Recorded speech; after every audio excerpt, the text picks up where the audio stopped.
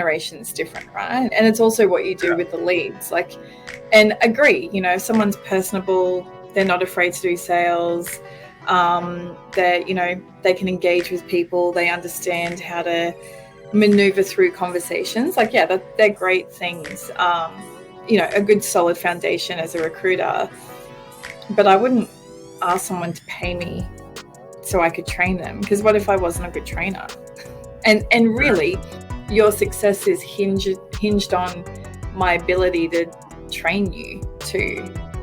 So I've heard a lot of, like, in Australia, you probably have it there, but they have we have like telemarketer companies here. We don't recruit for them, but you know, they kind of get you.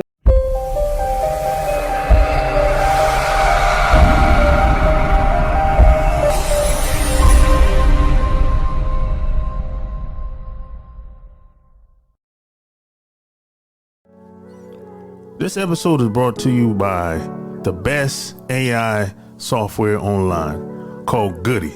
That's Goody.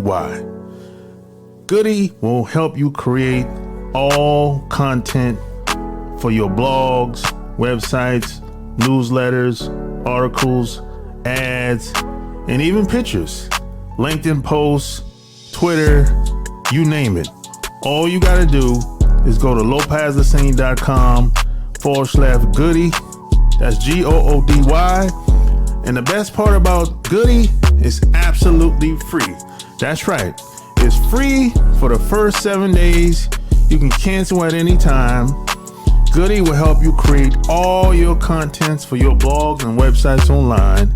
And it's 100% absolutely free, full access for the first 7 days.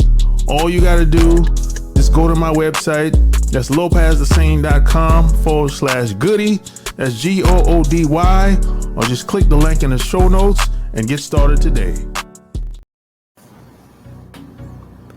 Welcome to another episode of the Online Marketing Secrets Podcast. I'm your host, Lopaze. So like and share this episode.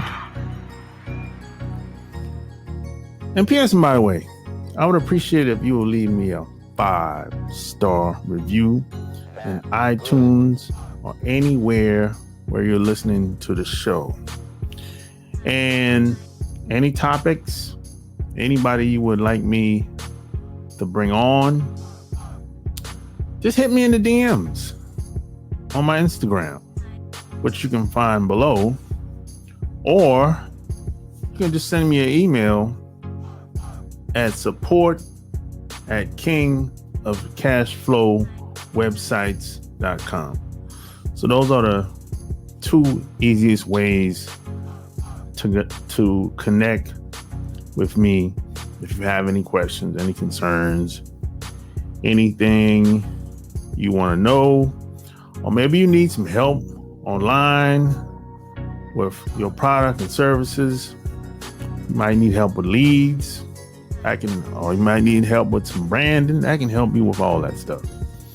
So either hit me in the DMs on Instagram, which you can find the link below, or send me an email at support@kingofcashflowwebsites.com. So with that being said, today I have another special guest. She's been a recruiter for 17 years.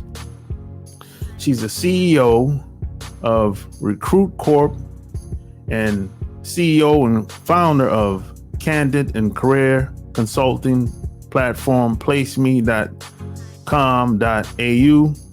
She's also the board member of ALTRU, an Australian charity supporting the community and raising awareness and support for those experiencing homelessness.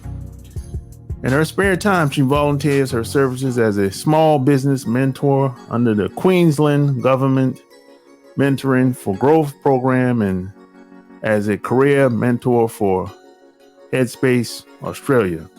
My special guest today is Tanya Abbey. Welcome to the show.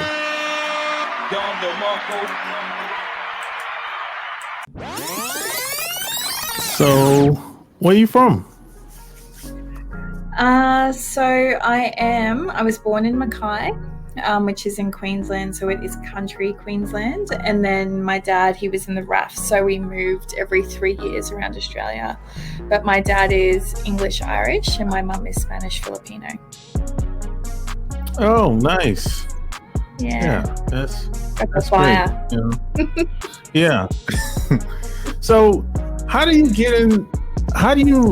become a recruiter? You know, because I've always been kind of interested from a distance out, because, you know, I've had recruiters call me over the past 10 years. So how do you become a recruiter? I've always thought about that. It's hard. Like, I was talking to a client this morning. He owns a recruitment agency, and I'm kind of one to understand that recruiters, we're all colleagues in the industry, so I'll still talk to other recruiters regardless. And we were talking about, you know, how to hire a good recruiter, you know, kind of get the ones that aren't transactional from a sales perspective. But for me, my brother, he's a clinical psychologist. I'm the youngest out of me and him. And I didn't really want to study. Like, I always wanted to just work. But I wanted to work, I guess, with people and also, you know, provide advice or be that positive impact. So me personally went into recruitment like 17 years ago. And had probably not the greatest experience. Like, I was talking about this last week with someone. So 17 years ago, you know, when you go for interviews, you wear a suit, you wear stockings. Queensland's very hot, but we still had to wear stockings for interview. And the whole lead into an interview, you know, you call your mum or your dad the night before, you might get a new outfit, you might do all these things. And my first interview, I went in and I sat there probably for about 30 minutes because the person was running late. And then they kind of put me through a series of interviews. There's about 4 interviews I ended up doing. And I remembered that experience. That's probably what kept me in recruitment, because I felt like I could do that or provide that experience better to other people that were looking for work. But for me, how I got in, I always liked sales, and I feel like you can align yourself to people regardless of the product you're selling. But recruitment's cool because you can experience every single job having never worked in it, right? So as a generalist, I recruit embryologists, CEOs, receptionists, engineers, so I get to see what each job is like, but I actually don't work in them. So for people wanting to get into recruitment, I think, you know, there are bigger agencies now that kind of just want you to come in, you know, interview people, pump out the resumes to unsuspecting clients or clients that they're working with. But I think now to get into recruitment, you really have to understand the impact of what a bad hire is in a company. You know, like, you would have seen that even like, you know, I love hiring people that come from like Navy, Army, RAF, like a Defence Force background, because there's like this element of brotherhood, you know. So it's pretty much the team is all in collectively working to, you know, the common goal. And that's not dissimilar to teams now in the workplace. But as a good recruiter, you have to understand the dynamics of the person you're interviewing, but also whether your client's ready for that as well. We're the brokers in between. It's quite difficult too, because people, you know, they can be perfect in interview and then something happens in their personal life that just impacts everything else. Yeah, so what's the difference between a temp agency and a recruiter? I know there's a difference, but what's the difference?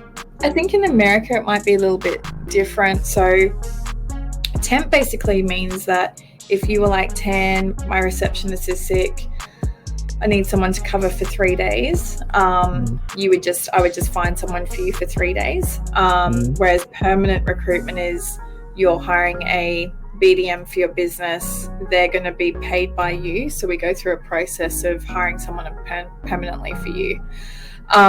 You have people like that do executive search or executive recruitment. Really, it's just recruiting at a higher level. It's a more thorough process though. Oh, okay. Because I think over here, some temp agencies do both. Yeah, they do. Yeah, they're Yeah. called dual desk recruiters. Yeah. So 'cause I used to think that recruiters were like the person in the middle between the job and the person that's looking for a job. And I used to think that the jobs didn't want to go through the interview process, and they didn't want to do any training if need be, and because I used to have more than one recruiter call me sometimes for the same job sometimes. It still happens. And I think I hear of recruiters also, so our role is to our client, so the company is the one that pays us, but I've heard of recruiters also charging the candidate or the person looking for work as well to find work, which I'm kind of like, oh yeah, really shouldn't do that. And the thing is, with some companies will use a range, like maybe 5 or 6 recruiters to do their work, but they don't realize the impact of that. So if you get called by 3 different recruiters for the same company, part of you maybe goes, what's wrong with the company that they need so many recruiters to help them find someone? Or do they not have long-standing relationships with 1 or 2 recruiters, and how much do they really care about this role to recruit for it? So, but yeah, recruiters here, the US, UK, it's rife with the ones that are super transactional, that just kind of call, and sometimes they don't even have a job. They're just trying to get your resume. Like I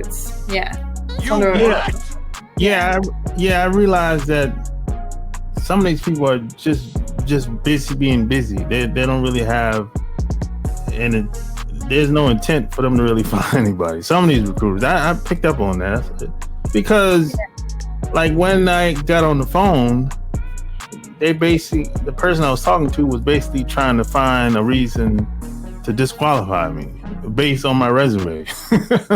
Yeah. And that's the thing, right? Like I find I've worked with a lot of recruiters that do that, but really, for me, the way that we recruit, we're pretty picky with who we work for and work with.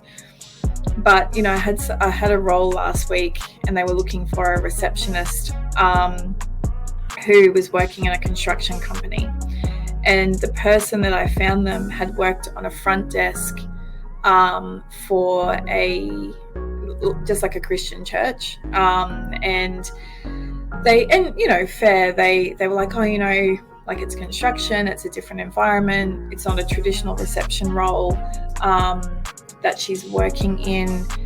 Do you feel like she would be comfortable given where she's come from? And because we do really thorough interviews, she was, beautifully spoken, well presented. And even if she worked in that industry before, it doesn't mean that she doesn't have the bridging experience to kind of, work in a construction company. And it's really just having the conversation. She ended up getting the job, loves it. She's been there for a week. She's like doing really well. They love her. But I think sometimes recruiters will look at your resume or talk to you on the phone and then, just discard like your experience because it doesn't fit that perfect mold.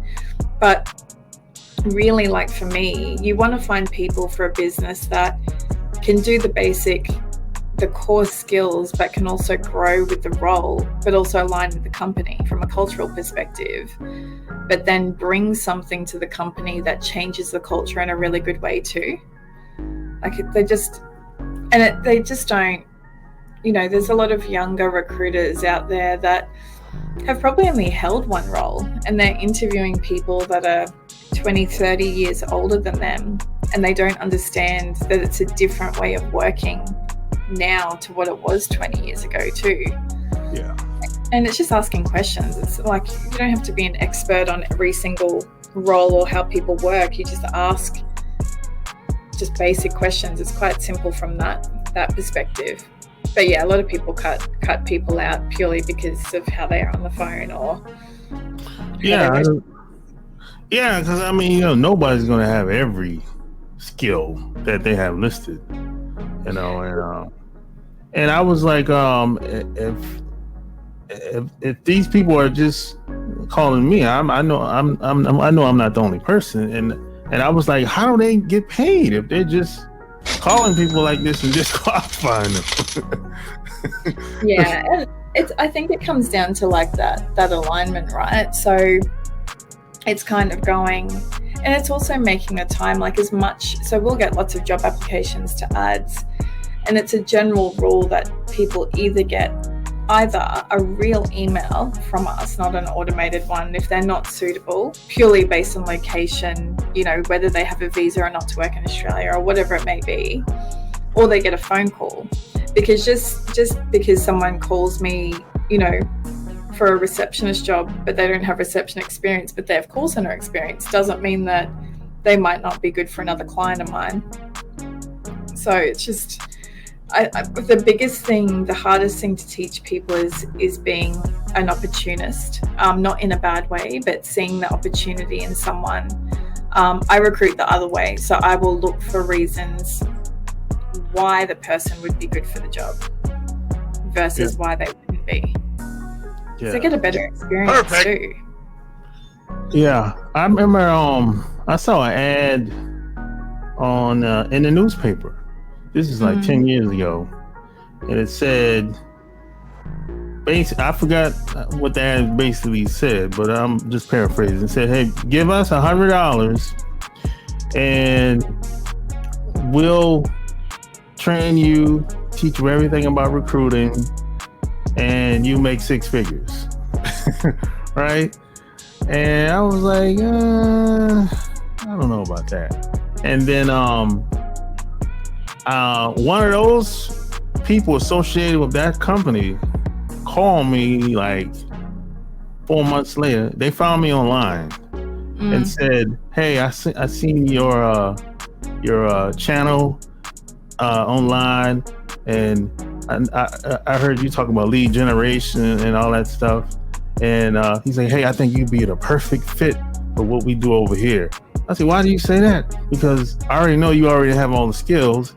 You're a very sociable person, and and you like to talk to people, so I think you'd be a perfect fit. But I said, okay, why do I have to pay you money though? He's like, well, that's just how we do over here, just to weed out all the the tire kickers.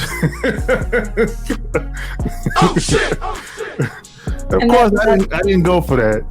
Yeah, and it's, I don't know, like I got asked last week, is transactional sales, what's the difference between transactional sales? Like lead generation is different, right? And it's also what you do with the leads. Like, and agree, if someone's personable, they're not afraid to do sales, they can engage with people, they understand how to maneuver through conversations. Like, yeah, they're great things. A good solid foundation as a recruiter.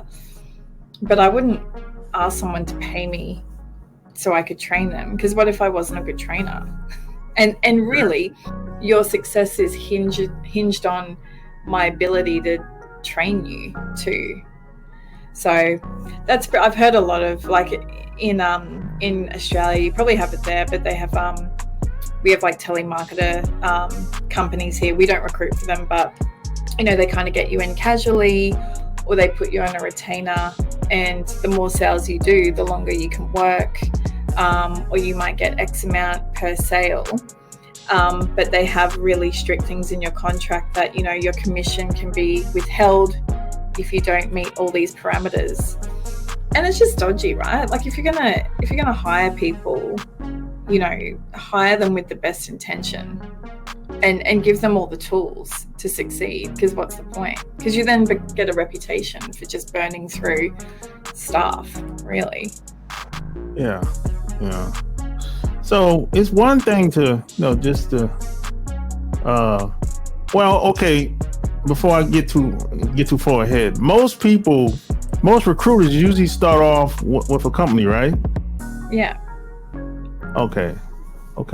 So it's one thing to be, you get good as a recruiter. Maybe you've been with one company for a couple of years now. But how do you move on to, set yourself up? How do you become an agency? How did that come about? Well, usually, and it's the same thing, right, with every business. So you start off in a company, whether you're an engineer or a recruiter or whatever it may be. And usually there comes to a point where you feel like you can do it better than, the current company or the person that you're working for. And then you make that leap of moving into, recruitment or whatever kind of industry that you're in. And then you start running your own business. And then you realize that you need to learn all these things about running a business and getting insurances and everything else. So the journey is crazy in terms of having your own business. But the mentality, I think, when you go from working in a company and then moving out, it might be that you feel constrained by the commission you're getting. It might be that a client has said to you, hey, you should just recruit for me and start your own business or whatever it may be. And you leave your current company. It could be many things, but I think there's a book, I don't know if you've read it, it's called The E-Myth, and I love this book, but I read it every year. But it's basically the technician leaves because he feels disillusioned at some point in his job or feels like he can do better, then goes and starts his own company. So I think for me, when I was in an agency, I probably felt conflicted because we were recruiting for clients, and my managers were like, make sure you try and get as much money that you can in terms of, so how recruitment works is we get paid a percentage of a salary that we placed with a client. So if it's 100K, the percentage is 15%, we would get paid 15 grand. And that's very loose numbers, but my managers were like, make sure you try and get as much of a percentage as possible, and then kind of like worry about the service but spend more time on the phone making sales and stuff. And for me, like, you are your own brand, so everyone was doing the same thing, so I wanted to do it differently, where I felt like you can still be a really good recruiter but be a partner to a client, work with them. Like, I've got some clients that are small businesses that aren't on as much as some other clients are, but I do that, one, because I'm the owner, two, I'm a small business owner myself, but three, it's just good business, like I don't feel like, and even back then too, like I don't feel like you need to trick people into paying more. Like, if they can see the value in what you do, you'll be rewarded anyway, whether that's through reciprocity or through, payment of services, right? Like it's So I guess to answer your question, for me, I moved because I felt conflicted with how the agencies I worked in were operating, and I knew that I could do it better. So that makes sense. Yeah. So do you think the internet or technology just in general makes it easier or harder today to be a recruiter? Like obviously we have LinkedIn, we could headhunt, and I think they're really easy ways to find or access people that are in jobs, like how you would get calls, like headhunting you, for example. But a lot of people are moving away from social media. So how do you find them? So it's like I recruit technical roles like locksmiths and things like pest technicians and stuff. And I've just, like, if I've seen someone in a van, a pest tech van or a locksmith van, I'd just be like, hey, do you want a job? Or do you know it? Like, it's that old school face-to-face, right? Yeah. I think the internet makes it easier to access people, but harder to build the connection. Yeah. Because we have Chat GPT, we have like all these things now and people don't know whether you're real or not. Like I get so many messages on LinkedIn just trying to sell me stuff. My number's on the website, like just give me a call. I'm always interested in a good sales pitch anyway. And I think too with AI, you know, people say, do we need recruiters now? Well, a lot of people, you know, particularly the older generation, they might not feel comfortable doing a video resume, or they might be dyslexic and they're a mechanic that is awesome at being a mechanic, but they might not have the greatest resume. So it's still, if we're hiring people with a point to find them a job that's going to impact how they support their family and their life, you still need that personal connection, that element. So I guess it makes it hard and easier, but I think people are just getting really over the onslaught of social media and everything else. Yeah, I agree, you know. So now that you brought the resume up, because I found a lot of stuff that people say about resumes and what the company's looking for. It's a bunch of crap. Yeah. Because it's a bunch of crap. Because it really depends on who the recruiter is, that's what it really comes down to at the end of the day. Yeah, of course you want a good resume. You want it to be presentable. But it doesn't have to be like perfect if that's even possible. Yeah, I think, you know, because I do career mentoring as well. So I think that the structure of a decent resume, like cover letters are good, but it depends on, again, the recruiter. Like you might apply to a job and it might be the EA of the company that's looking at the resume, and she's been given a position description and she has to make sure you match to the position description. I think for me, a good resume, US and UK, you guys do it differently. You only do 1 or 2 pages or 1 page. For me, generally I say no more than 5, but that's for executives that have worked in the industries for like 40 years. Usually a summary at the top, a bit about you, what you're looking for. Most recent role starts first to the last role you've had or the one that you want to put on there. Your skills and experience, so things like technical skills, you know, depending on what systems and stuff you've used.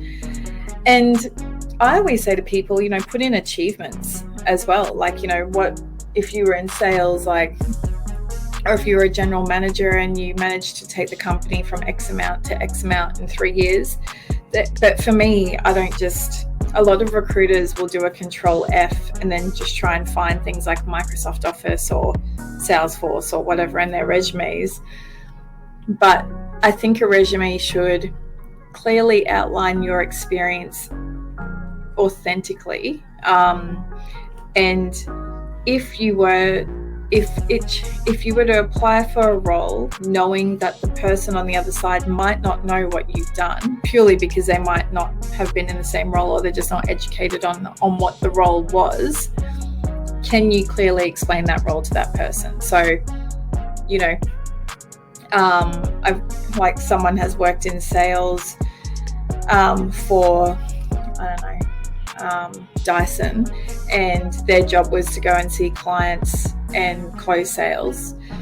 Imagine if, I don't know, anyone that wouldn't know what Dyson is, but, you know, you would say as a sales representative, meeting with clients face to face and also calling them on the phone, discussing, you know, Dyson products across hair and vacuum. I don't know what it is, but it's really making sure that the person understands on the other side what it is that you do.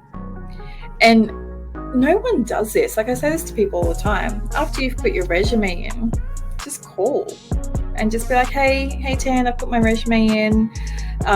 You know, would love to have a chat with you further. If not, would love to get some feedback on my resume or my LinkedIn profile to find out if I could add or change anything.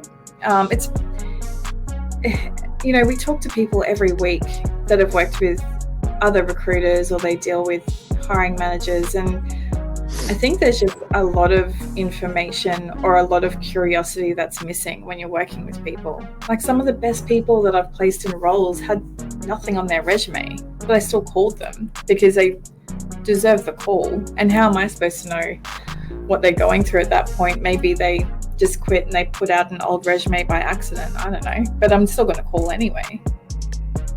Yeah, I've learned a lot of the stuff when it comes to resumes and jobs through trial and error. And you have a lot of people that, you have some HR reps that work for a lot of these companies. They'll say what they're looking for.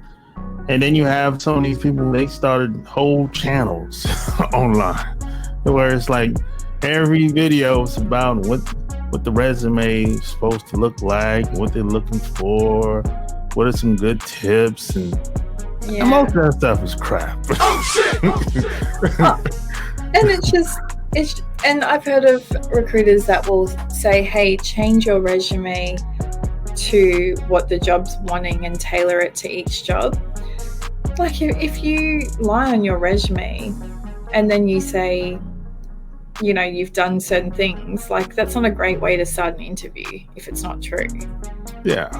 It's just companies you worked, like, skills from a technical perspective, a nice summary about you. Because if you've got your LinkedIn profile on there, they can click to your LinkedIn profile and it can be more detailed, right? The other thing that would be awesome is if people put on times they're available for a phone call, because we spend a lot of time calling applicants who have applied to jobs but they never answer their phone, and that's a lot of and if you think about it from our side, we'll just call the next person. So if you haven't answered your phone or you're not available, we are going to go to the next person because they're the one that answered their phone. So that is probably one good tip, putting down times you're available for a call, making sure your mobile number's on there as well, which is a good idea. They're probably the main ones. I always, I started getting my best results when I started getting my resume in the right hands of the people that made the decisions, because and those weren't my best resumes.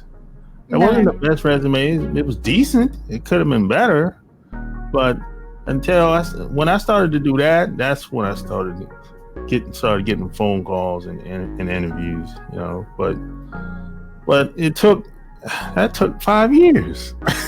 Yeah, and it's getting people that know what they're doing, right? Like I put some stuff on my Insta, like mainly it's like my kids or networking stuff, and every now and again and I read a lot, so I'll put up books that I've read, and every now and again I'll chuck up resume tips. It hasn't been for a while, but things like, what is recruitment, what is it that we do, like things that you actually want to know, because a lot of people don't know what recruitment is or how we can help. And people putting up stuff about resume tips, like it's flooded, and it's their own opinion too, right? Like it's about what they think. Whereas when I'm talking to candidates, I'm like, if you're working with another recruiter, that's cool, but ask them how much experience they have as well. Like, how well do they know the client? Have they met the client that they're recruiting for? Do they understand the role? What was the reason for leaving? Like I say to candidates, you should interview the interviewer as well, because you're not just going there with your hands out asking for a job. You want to make sure they're going to look after you too. So it's just facilitating that. But it is, you're right. You're so right. Getting your resume into the right hands, or at least being able to talk to the right people that can, one, make the decision, but two, are informed and probably have been in the industry for some time as well. Yeah. So do you do live events? Do you speak in front of large audiences in Australia? I did last year and the year before. It's probably it's quite busy, right? Because I run this company, and then I am a mentor for government for small business in Queensland, and then I mentor for Headspace, which is working with youth that are either going through Yeah, how'd you get into that? The mentoring part. Well, government, it was about 4 years ago, and it just kind of, someone said that I should probably have a go at doing it. And then the mentoring for youth, it just, someone else suggested that I should do it too. And that, I think it's nice. Like, and youth now, they put in so much effort. Like, I'm working with someone at the moment, and she's been looking for a job for a year. She's got, a degree in molecular biology. She's got her master's, and she's just, we're working through strategies of how she can best put her, her work forward or her experience forward. But that age range of about, 20 to maybe 25, they're awesome in that they're actually taking a lot of time to think about how, their resume is presented or the questions that they answer. And they're beautiful too, because I'll do like interview prep with them. They've got all their questions, and they've really thought about like how well they can do in the job. Whereas I think some people now, if they're really skilled or they know that they're in demand, they're quite cavalier and they won't try as hard in interview, So, but no, it's good. I like doing the mentoring, and the small business mentoring stuff is cool too, because I can relate to people that own a small business and give that advice as well. And usually it's like, well done for running a small business, because it's stressful. Yeah, I think it's great to give back. It is. It's. I think the most important thing that you can give is your time and empathy, right? Yeah. Because you never know what someone's going through, if they've had a bad day or if they're having a good day, or I think people miss that a lot, and that's why even if I can't help someone in a job, I think I owe them, my time, because they have spent time applying for it as well. That's great. So if people wanted to reach out to you online, where would they go to? Just, either LinkedIn. So Tanya with a Y, I'm connected with you now, and Abbey, Abbey, and then I'm on Insta too. But LinkedIn's probably more the professional space where I post jobs, or I'm obsessed with NRL. So I talk about NRL a bit. I don't know if you saw that, the NRL game in Vegas. Yeah. Long ago. Yeah. But yeah, people can reach out to me there, and more than happy to just have a chat. There you have it. Like, share this episode. All links will be found in the show notes. Until next time, we're out. Peace. I'm just keeping it, yeah. Give them something, they give them something, they. They get tired of being stressed out and been oppressed about it.